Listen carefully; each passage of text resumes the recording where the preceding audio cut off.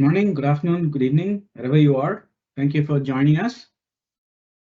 Welcome to the March 22 technical update briefing for Power Platform and Dynamics 365. This session is hosted by four of us. The customer engagement side, we have Ryan Anderson, who's going to be doing the presentation. And myself, Madan Sampath, I'm going to be the moderator. We'll be answering the questions on chat. On the finance and operations side, we have Tom Stump, Senior Customer Engineer for Finance and Operations, who's going to be presenting the content. And Ryan Sandness, also Senior Customer Engineer for Dynamics 365 and Finance and Operations apps. He's going to be the moderator answering questions on chat. So without much further ado and waiting, Ryan, over to you to get started. All right, thanks, Madan. So let's jump into the featured news section of our content today. All right, well, first note is the 2022 Release Wave 1. So if you're not familiar with this, this was announced a couple of months ago, and the Wave 1 continues to be a topic of interest. Make sure that you're looking at the Release Wave notes. This covers all the Power Platform as well as all the Dynamics 365 apps. So there's changes that will be coming with this release wave. Some of those changes may be, affecting UI and users, so you want to be familiar with this. There is the ability to turn this on in your sandbox environments ahead of turning it on into production, so you can test this out in those dev and test type environments first. You also have the ability to enable this when it becomes generally available for your production environment. And if you don't do it manually, it will automatically get applied to your environment starting the first part of April. And that's rolled out in a region by region basis. But make sure you're aware of this and know that it's coming into your environment in April, if nothing else. And then kind of as part of that Release Wave 1, we have the Business Applications launch event that will be happening on Wednesday, April 6th. So you can go ahead and register for this. You can see the featured speakers. There's a number of speakers kind of across the whole Business Applications team that will be talking during that launch event. So make sure to tune into that. They'll be talking about the Release Wave 1 along with other things. So make sure you register for that, get it on your calendar. That's April 6th, starting at 9 a.m. Pacific time. Also, like we mentioned before, we do have some on-demand events that are available to be viewed. So the Microsoft Biz Apps sessions on demand, that's available. Also the Microsoft Ignite on demand. So obviously the Ignite covers areas outside of Biz Apps, but there are Biz Apps topics in there as well. So those are all still available and available to look at on demand there. We also wanted to mention the Powerapps community call. This call happens on the third Wednesday of each month, and this is sharing news and demos in the Powerapps area. So make sure to check that out. If you're working with Powerapps, there's the Powerapps blog where you can get more information on that and sign up for this community call and participate in that.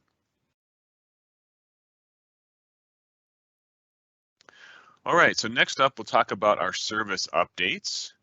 And we'll talk first about the Power Platform and the Dynamics 365 customer engagement apps. So again, as far as managing your updates, you can do all this through the Power Platform Admin Center. You can manage your maintenance window hours through there.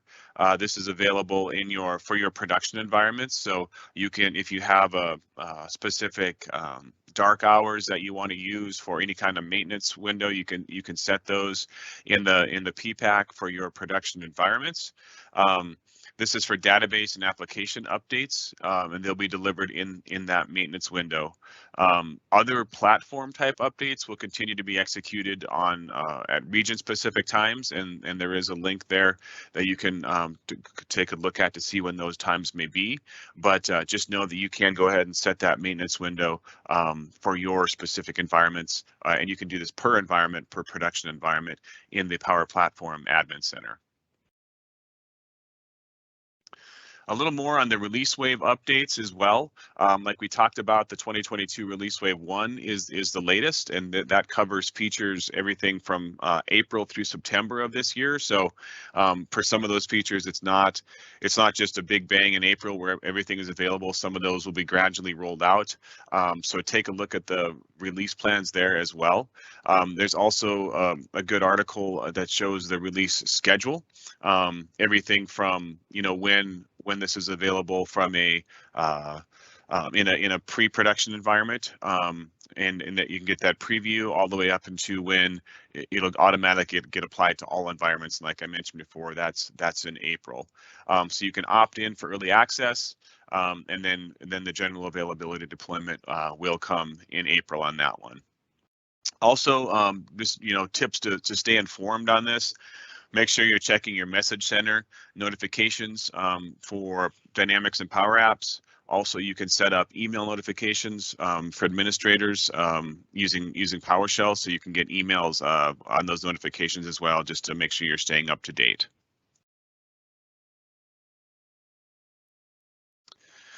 Some Powerapps updates. So there's a variety of updates that are being made. Typically, these are automatic and behind the scenes. So really nothing that you have to do manually for these type of updates. But just know that kind of each one of these things does have a different update, and you can take a look at those and see what features or what's included in each one of those updates. Like the Dataverse has a separate update with that release version. Powerapps Studio and mobile has a different release version. The Powerapps Maker portal, those kind of things are all continuously getting updated, and you can look at those updates and see what's included in each one on these specific websites. Power Automate also updates are continued there. Again, there's an article here you can review for those updates. If you're looking at the slides here with us, you can see this screenshot and kind of how it shows the different regions and which version is in each region, and then what the next version may be. So there's those different stations that we call them for different regions, the current version, and then when the next version will actually be when the next version is scheduled to be applied. So you can see that there's like Station 1 is our first release region, all the way up to Station 5, which is North America, Station 6, which is our government community cloud, and which versions you can expect to see in each one of those. And that's kind of typical for the Power Platform, not just Power Automate, but you can those updates are rolled out across those different regions in that same manner. Power BI, latest update here is a February update, and you can see what's new with Power BI in the articles that go along with that February update. So lots of good stuff. We have a few slides in the deck here that talk about what's the latest with Power BI, like the new mobile formatting options, the different data connectivities, and some of those kind of things. So you can take a look at the February updates there and get the latest information. If you're running Dynamics 365 CRM on premise, for the 9.0 and 9.1 versions, we continue to release updates there. The latest is our March update. So for version 9.1, that is update 1.9. If you're using version 9.0, that's update 0.37. Those are both released here just recently in March. And again, you know, you can use the articles there to see what's available in each one of those releases. And as we talked about before, version 8.2 is out of mainstream support. So really the last update there was about a year ago, and we were really not expecting any more updates there, unless it could be something security wise or data damaging or something like that. But probably no more updates expected for 8.2. And then finally, just wanted to cover some of the deprecations and retirement. Again, the article is available that goes through all the details on all of these. Just kind of shows a bit of a timeline of what you can expect coming up. So back in February, support for viewing and managing application users in that legacy web client were deprecated. Also, some of the Microsoft 365 groups and Yammer was deprecated. Here in April, the WS Trust is now being deprecated and shut down. And then some of the model-driven app controls are also going to be removed. For WS Trust, if you're using that, you should have been getting notifications by now that made you aware of it. And so if you're not seeing those notifications, you know, you should be safe, but make sure you're checking your message center because messages were sent out for any detections of that WS Trust, because that will be shut down here soon.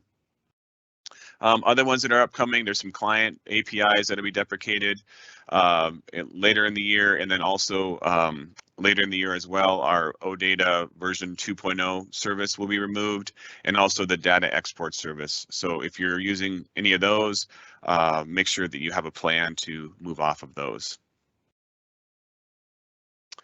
All right, I am going to kick it over to Tom for the finance and ops. Great, thanks, Ryan. So just a quick run through of the service updates that are available for finance and operations apps. The version 10.0.25 is our most recent generally available update, and that one went live or went to GA March 18th. So the next version 10.0.26 is currently available in the preview early access program. So if you want to take a look at that on a dev machine, you certainly can. And then, you know, just a couple of things here, service updates. Just a reminder that you can be up to 3 versions behind before you're forced to update. And then the updates, if you're using auto updates, those are always using the latest version. And then as far as quality updates go, they are available. The fixes and the quality updates are available for the current version and one previous. If you're interested in participating in the preview early access program, there's a couple of links here on how to get started with that. Next slide, please. All right, so there's one deprecated feature that I want to cover here, and it's very recent. It just, I believe, was last week. So for those who aren't familiar with Xslt, which is the feature that is being deprecated, it stands for Extensible Style Sheet Language Transformation, and it's a standard for processing XML data. It basically allows you to take an XML input and then change it into another format based on a set of file processing logic. And the reason this is deprecating is just to overall improve the security of the data import and export operations. If you're not currently using this feature, it will be disabled by default for you and no action is necessary. If you're currently using Xslt, then you should have already received an email notifying you of the deprecation.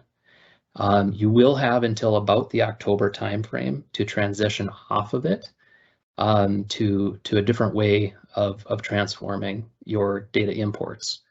The most common data management scenarios impacted are bank files such as bank statement imports or positive pay files that you send to the bank. So a good one to be on the lookout for here. And that is it for service update news for the finance and ops side. And then over to product updates with Madan.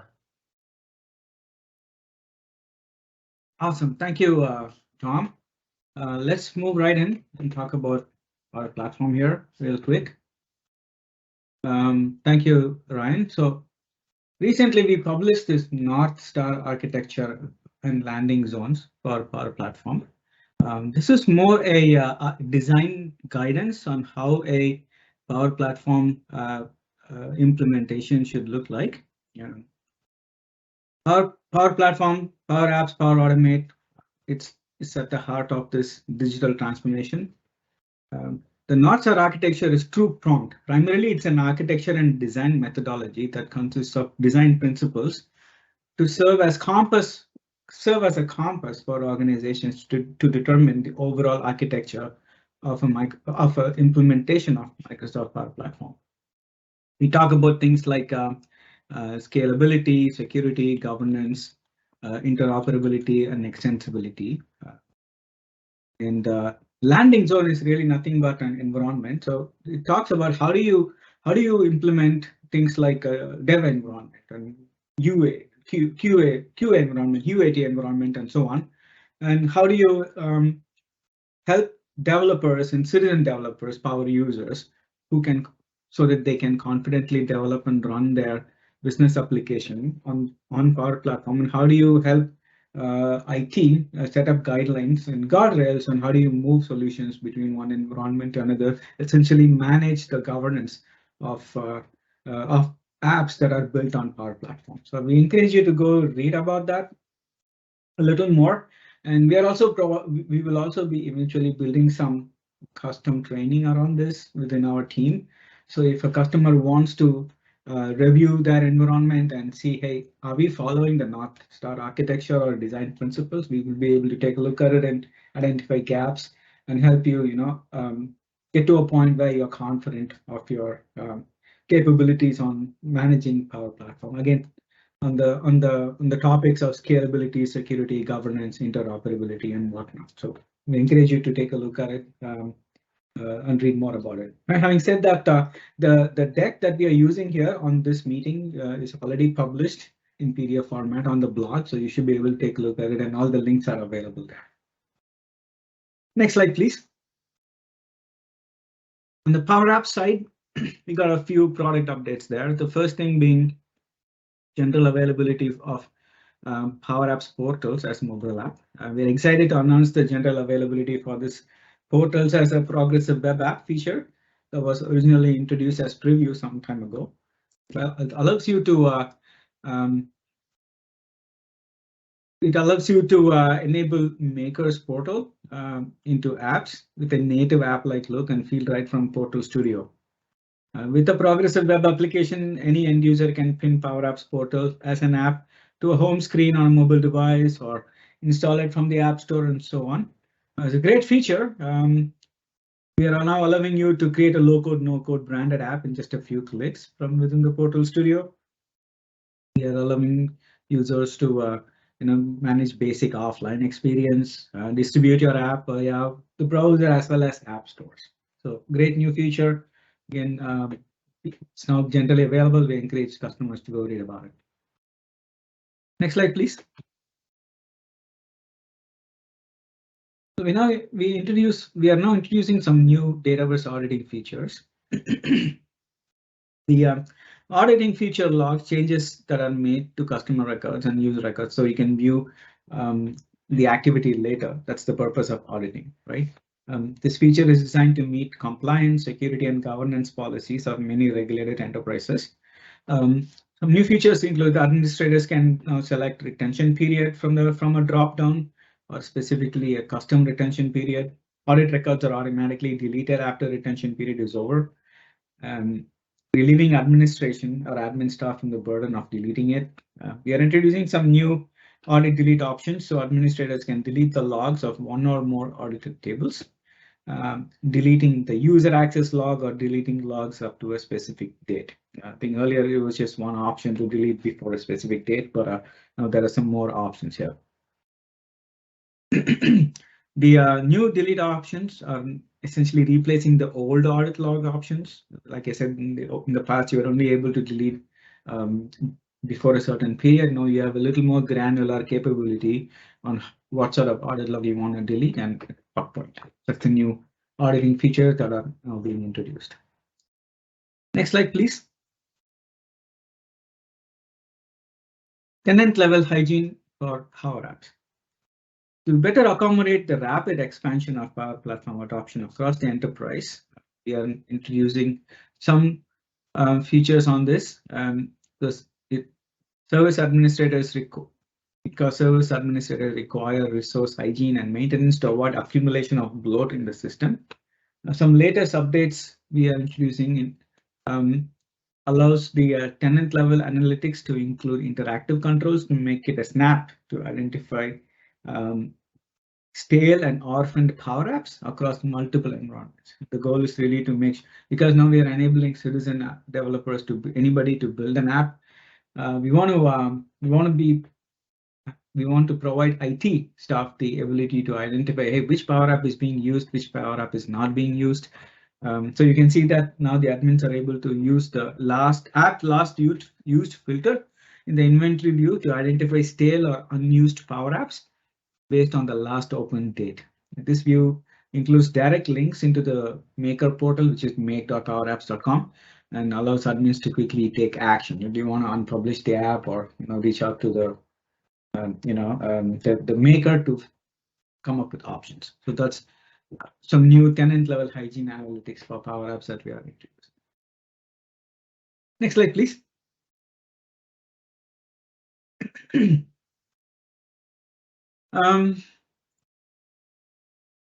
We've now made available a Power Platform extension in Visual Studio Code. In some organizations, it's quite challenging to download installation executables of Visual Studio Code off of the website. Some customers don't allow that. We publish some information on how do you do this in an alternative way via Visual Studio extension. Most users will be able to install from the marketplace or the extension portal, but this specifically addresses scenarios where users cannot download or install directly from the web and must distribute the extension to other users using more conventional means. So you're now able to push out using VisX file, for example, just like how you update Visual Studio. The same VisX component package is now available in VS Code as well, specifically for the Power Platform extension. Next slide, please. We are now introducing capability for offline model-driven apps. With model-driven apps offline, the experience is currently in preview. It is now easier than before to set up an app and work offline. People in your organization can work seamlessly without worrying about connectivity. Sometimes you wonder, do we even need that with ubiquitous internet capability? But there are still, regions or customers who have workers working in remote areas who have connectivity being a concern. So this now addresses that problem. In this preview, you'll now be able to choose the offline mode for your mobile apps. The new offline first mobile is optimized to improve your device performance, and it also works better in low network condition than the classic offline. So that's a new functionality we introduced. Next slide, please. Moving on to Power Automate. Currently, what's happening is that when a flow runs, or if it fails, for example, obviously flow run, every time a flow runs, it has a state whether it succeeded or failed. You have to actually go click inside each flow to be able to see what happened. Things like how the flow ran, values that are passed into the flow, who triggered the flow, where or why the flow failed. Especially if there are lots of instances where you want to explore and find out what happened. Right now you'll have to click inside each and every one individually to find out. But now we are looking at this feature where we are able to provide a holistic feature using the troubleshooting identifier column. In the flow runs page, there's a new column that's being added so that you can quickly identify what's going on with this flow and to be able to troubleshoot more efficiently. This feature makers can choose a dynamic value that appears in that column so that you pick a column that you want to show up in the troubleshooting identifier column, and that gets populated with the runtime based on the setting. So that if you look at the list of runs in the flow, you may want to just pick one of the critical steps that shows up in the troubleshooting identifier. So just by looking at the summary page, you can see why a flow failed, for example. It's currently going to be in public preview starting this month, so I encourage you to take a look at it and take advantage of this feature. Next slide, please. Moving on to Power BI. There's always been a challenge or a struggle to create a mobile optimized report. Customers struggle with it, and how do you design it? Customers think about changing the visual text better to fit the mobile screen, but didn't have a way to do it. Customers sometimes duplicate or hide visuals in the web layout just in order to have two different designs for the same data. But now we are introducing a feature we have been working for the past several months with the Power BI desktop team to make it possible for you to style and format visuals in a mobile optimized layout without affecting the format in the web layout.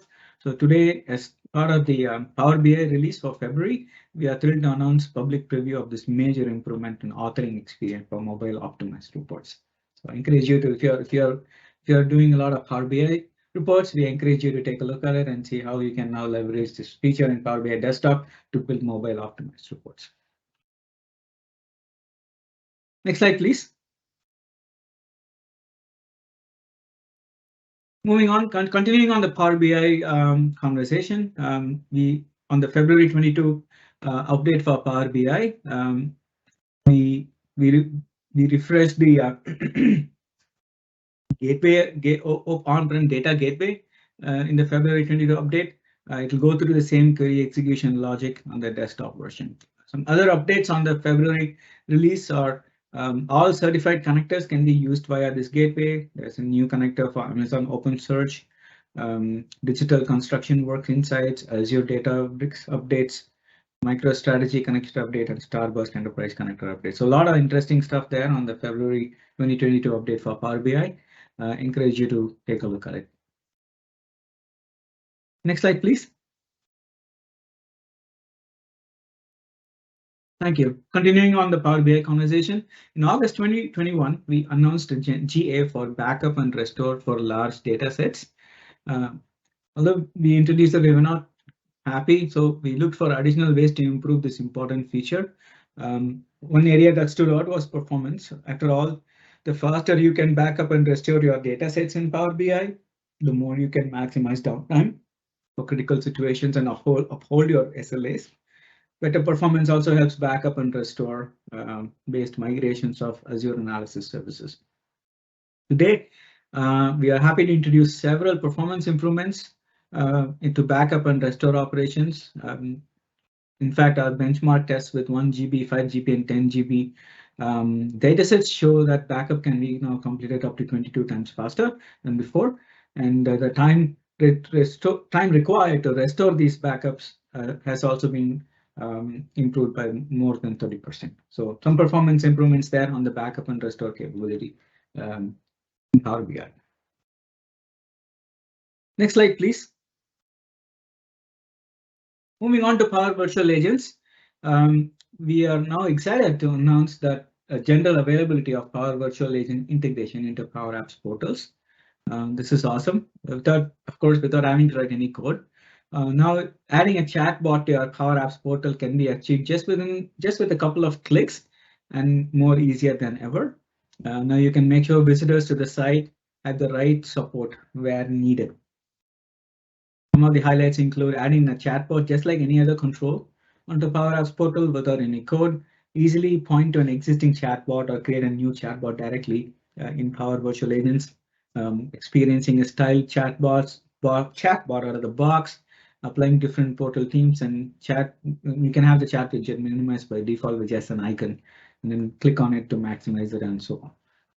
Of course, there's always support for professional developers. Advanced customization is available where needed, but we are very happy to announce the GA for integration of Power Virtual Agents into Powerapps portals. Next slide, please. Continuing our conversation on Power Virtual Agents, we recently published a 32-page playbook where we discuss a couple of interesting topics around Power Virtual Agents. Now, what are some principles around engagement? How do you structure your project team as you build Power Virtual Agents? Bot development lifecycle, testing, capacity planning, so on. Also talking about licensing and all the things that matter to customers implementing Power Virtual Agents. You can expect architectural design guidance, project templates, artifacts that set you up for set your organization up for success as you're starting to implement Power Virtual Agents. Strongly encourage you to take a look at it, and if you're exploring Power Virtual Agents, whether now or in the future, be a great place to get started with that. Moving on, we're happy to announce that the feature enabling Power Virtual Agent bots to be used as skills within the bot framework has reached general availability. If you are implementing bot framework, that is, you're deploying bot. If you have deployed bot framework in your organization, you can now easily extend them with Power Virtual Agents functionality using this capability. So, bot framework is the framework that is on top of which Power Virtual Agents have been deployed. Bot framework is obviously a more advanced capability targeted towards professional developers who are building a new bot from scratch.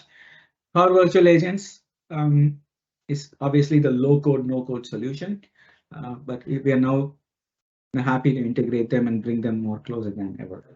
For example, when you add a Power Virtual Agent bot as a skill, the bot framework will determine if anything that the bot user says matches with any of the trigger phases, then it will just route the conversation to Power Virtual Agent, or you can pass the or if it does not, then it will use your custom bot, for example.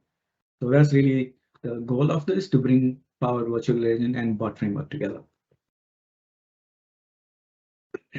Moving on. For our government customers, today we are announcing the GA for Power Virtual Agents. Until now it was in preview, but now we are happy to announce that Power Virtual Agents for US government customers in the GCC cloud and GCC High Cloud are now generally available. These environments support compliance with US government regulations for cloud services, including FedRAMP, requirements for criminal justice and all that. So we are now happy to announce that it is now generally available. Moving on to Dynamics 365 and customer engagement apps. We have now introduced a couple of performance dashboards to optimize seller activities. When sellers follow a predefined set of activities from day to day, they usually are more productive. Sales managers and other experienced sellers define these best practices, you can call them sequences, to guide and ensure sellers that they follow business process. However, these sequences are something that should constantly evolve. The best way to make these improvements is to understand their effectiveness. So Dynamics 365 Sales Premium recently announced a preview of the reporting capability for sequences. This is a dashboard that offers some key features. For example, checking the conversion success rates from leads and opportunities associated with sequences, comparing sequences to check the number of associated leads and opportunities, monitoring the time taken to complete guided sales activities, and so on. Newly available capability here in the form of a dashboard. If you are using customers Dynamics 365 Sales, encourage you to take a look at it. Moving on, now we hand over back to Tom to talk about the product updates for finance and operations. All right, thank you. So I'm going to start off with commerce here, and let's see. So basically, with commerce, we've added a feature that expands on the existing PayPal integration, and So there's a few different things here that are interesting, just to make the overall checkout experience faster and more efficient. So one of the things that is added here is the ability to include the PayPal cart checkout button on the cart page. Then also, when you navigate back from PayPal into the cart on the e-commerce site, we have the ability to auto-populate shipping and billing information. So this is currently in public preview and is expected to GA in April. Okay, next slide. Okay. On the finance side, we are adding a feature to validate vendor bank account information prior to you entering into a workflow. So what this is going to do for you is help prevent you from getting into a situation where you submit something to workflow and then it fails because account information is incorrect. So this is going to help you avoid those types of situations by making sure that that validation happens prior to workflow execution. Again, this is in public preview and should be generally available in April. Next slide. On the supply chain management side, there's a new feature called packing work for packing stations. And the whole idea behind this one is to improve the overall flexibility of packing and shipping operations so that you can, so that the same order can be packed and shipped in multiple parcels at different shipment times as needed.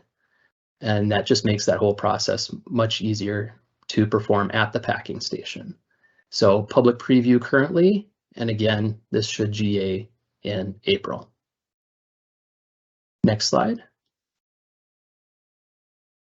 For intelligent order management, we have a couple of new dashboards becoming available here.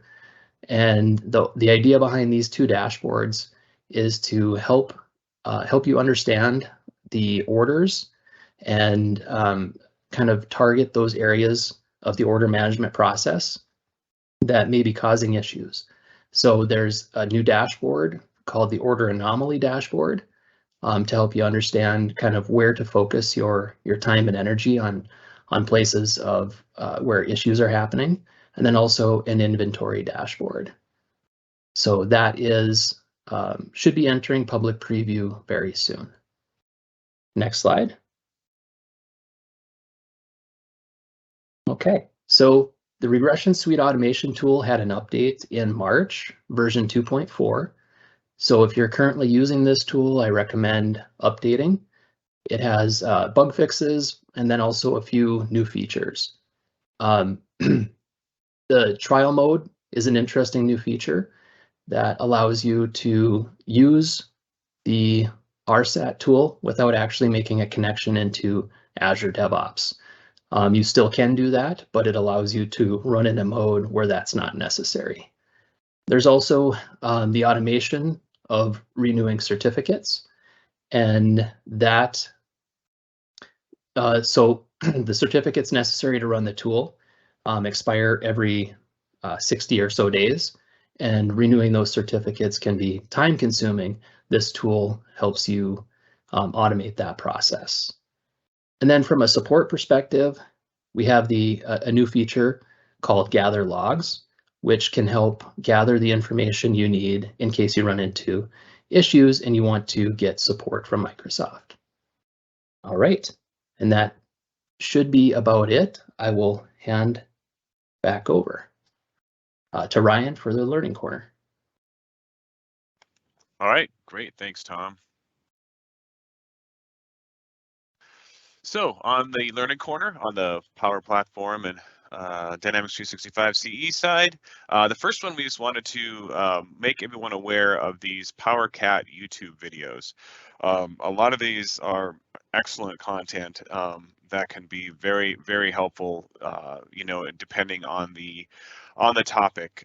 Things like AI Builder, Power BI tips, you know, just the Power Platform release process, the different things like that that can kind of give you a lot more insight into the different Power products and the different processes. So definitely encourage you to take a look at that, subscribe to the channel, and follow those, because there's a lot of great content that is being put out in those YouTube videos.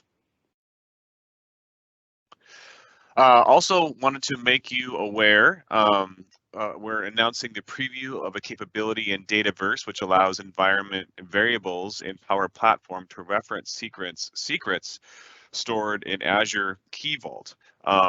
So there's an article that kind of goes through this process. And since the preview, we had a lot of users asking about the preview and how it would work with their ALM pipeline. So the document highlights kind of a general flow on how to make that work, and the ALM pipeline being executed is being run under a service principal. So if you're using that, definitely take a look at that article. It's pretty insightful and should be able to help you out in your process. On the Power BI side, we have some Power BI webinars. So again, these are available on demand, and it you know, includes everything from beginner into advanced topics. And so if you're using Power BI, these are, you know, freely available to take a look at. So make sure you're taking advantage of those webinar sessions on Power BI. And then also we have the Power BI Summit 2022. This is the biggest Power BI conference. It's a multi-day event bringing speakers, you know, from the whole the Power BI product group, as well as community experts and MVPs. It is virtual, so go ahead and register, and you can attend everything, you know, from your computer. There'll be 100 sessions or more at the conference. And again, you know, everything's covered from both beginner all the way up to advanced topics. So make sure to register for that Power BI Summit virtual conference.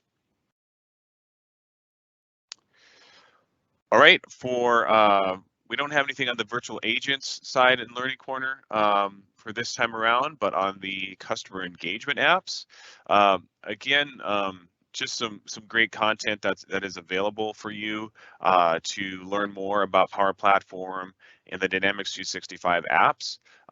There's a couple of blog articles here that one of our colleagues, Kurt Reynolds, put together on customizing Power Apps portals. So the first one is around Azure B2C branding and passing attributes to Dataverse. So that's out on our team blog. And then also the other one on the Power Apps portals is configuring Azure B2C using a preview feature. So there's articles both on those on the blog, and also there's links to YouTube videos directly on those too that go into more detail and show those different processes. So make sure to check those out if you're using Power Apps portal. And then also we have our Dynamics 365 Power Platform podcast. And this is a podcast where we talk about you know, everything on the Dynamics 365 and Power Platform. We usually put a recording of this actual webcast on there. Lately, we have a couple of episodes where we talk through the 2022 release Wave 1 and some of the features that you want to be most aware of on those. So make sure to check out that podcast and subscribe there to get those updates. All right, and I'll hand it back over to Tom on the finance and ops side. Great, thanks, Ryan. So we'll start off the Finance and Ops Learning Corner with a look at the customer engineers who've contributed to our Finance and Ops in the field blog here. So a few recent additions here. Todd added a blog post talking about some of the new preview features available in 10.0.26. So from installing 10.0.26, he identified a few different things where the feature states have changed, things like that. So that is currently in public preview, but if you're interested in seeing what's changed there, he's done a nice job of laying that out for you. And then Ryan has done something similar with the 10.025 features, showing kind of what some of the new features are from moving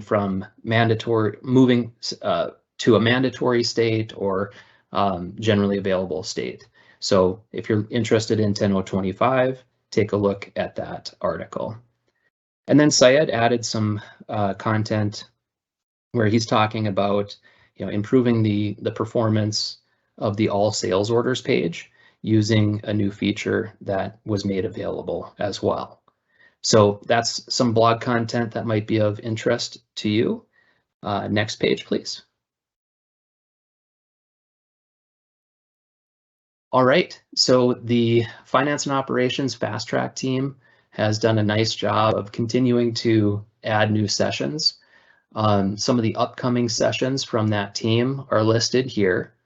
There's actually a couple today for the HR functional series, but it goes across the board from HR, inventory accounting, you name it. Tons of stuff to take a look at, and you can register for those at the link on this page. Next slide, please. All right, and then for all of those, all of the different sessions that are put on by the Fast Track team, if you're not able to join those live, you can always, maybe a week or so after they're done, they are also posted as recorded sessions. And so you can check out all the different recorded sessions at the link here on this slide. A few of the most recent posts here, manufacturing accounting, project operations demo, and then a session on inventory accounting setup. So lots of great content there. If you can't hit the live sessions, definitely loop back and catch some of those recorded sessions. All right, that's all I have for the finance and ops side. I'm going to hand it back over to Madan to close things out. Hey, Tom, I can close it out for us here. So thank you everyone for joining us today. Thank you all the attendees who were able to join this webcast. Thank you to the presenters, Tom, Madan, and Ryan, for giving this great content to us today. Just a few reminders, we do have a survey in the chat. If you can help provide feedback for future improvements, things we can cater to your questions and wants during this webcast, please take the few seconds to fill out that anonymous survey for us. And then going forward, we do have the recording of today's session, as well as the PowerPoint with all the great links for everything we talked about today, which will be available on the blog CRM in the Field.